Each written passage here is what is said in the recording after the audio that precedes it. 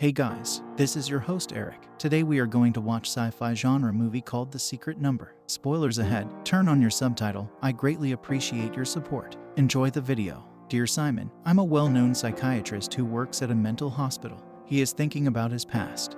And it turns out that the little boy in the first scene was actually him. Dr. Simon was lucky to get out of the car accident alive, but he was deeply traumatized by it.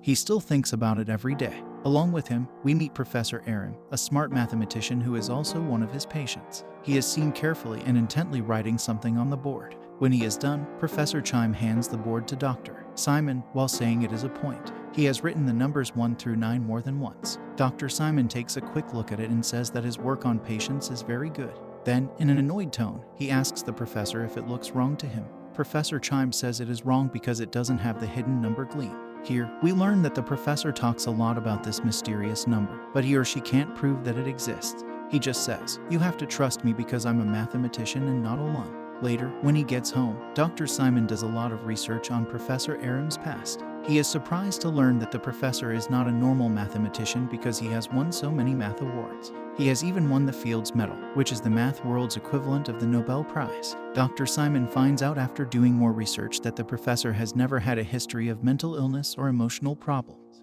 This makes me wonder if the professor was really crazy or if he was locked up because what he found was a threat to someone. The next day, Dr. Simon and Professor Aram talk about the number again. After a bit of questioning, the professor says that the number gleam is between 3 and 4. So, when counting, it would be 1, 2, 3, gleam, 4, 5, and so on. Tired of hearing the same supernatural theory over and over again, Dr. Simon stands up and tells the professor to show him how it's true. He has a jar of jelly beans with him and tells him to take out a certain number of beans to prove that the number is real. At first, Professor Roheim is sure he can do the job and tries to get things set up. But after some trouble, he can't get a lot of them to line up, so he throws everything away in a rage. Then, Dr. Simon teases the professor by saying that he can't prove it because there is no such number. But an angry professor says that he can't prove it because something outside of him is stopping him from doing so. Then, Dr. Simon laughs off his claims by saying that he was with him the whole time and no one else was. After the heated conversation, the professor asked Dr. Simon for a pencil and paper so he could continue his research. Dr. Simon ended the session by saying that he would think about the writing tools some other time. Just then, the professor sees the black marker on the ground near where the jelly beans are scattered. When the security guard comes, Professor Chime sneaks over to the marker and hides there. Before being taken to his room, the professor crazily stuffs a bunch of jelly beans in his mouth, which makes Dr. Simon wonder what's wrong with him.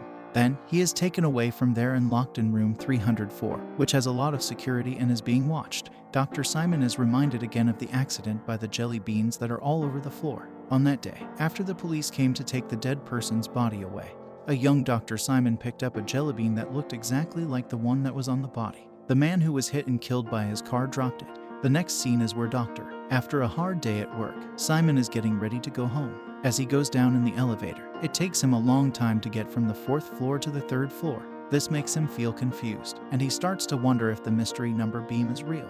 After the strange thing that happened in the elevator, Dr. Simon begins to find out more about the mysterious number. He learns that Professor Chime was arrested because he lost his temper at a conference. After that, he starts to listen to many recordings of his talks with the professor. In one of the interviews, Professor Roheim says that the number of people to blame is the very fabric of. He also says that the galaxy has many dimensions, but a normal person can't see that. He says that the main reason we can't go into other dimensions is that we don't have enough math. He also says that if the mystery number gleam can be found, people will be able to travel to other dimensions and learn more about them. People will also be able to go back in time and talk to each other faster than the speed of light. As Dr. Simon listens to the recordings, he looks up and sees an ant on his desk. Being the kind person that he is, he helps the ant. He uses a piece of paper to carefully pick it up and throw it out the window. The next scene shows Dr. Simon is having a drink at a bar. He's tired of what's been going on around him, so he's taking a break to clear his head. While he's cracking open some peanuts, one of them moves on its own and cracks open. The supernatural event immediately scares the doctor, but before he can calm down, he sees Professor Chime writing some math problems on the window. He gets up right away and goes after the professor. After a while of running, Dr. Simon finds himself in a quiet alley. As he walks a little farther, he comes across a TV that is showing news about the same accident that happened when he was a child. The news also said that 3 days after the accident, the old man who was hit by the car had not been found. Then he sees a younger version of himself watching the strange news. It turns out that the doctor was just having a bad dream. A phone call wakes him up. There, he finds out that Professor Chime has disappeared from his room in the same way.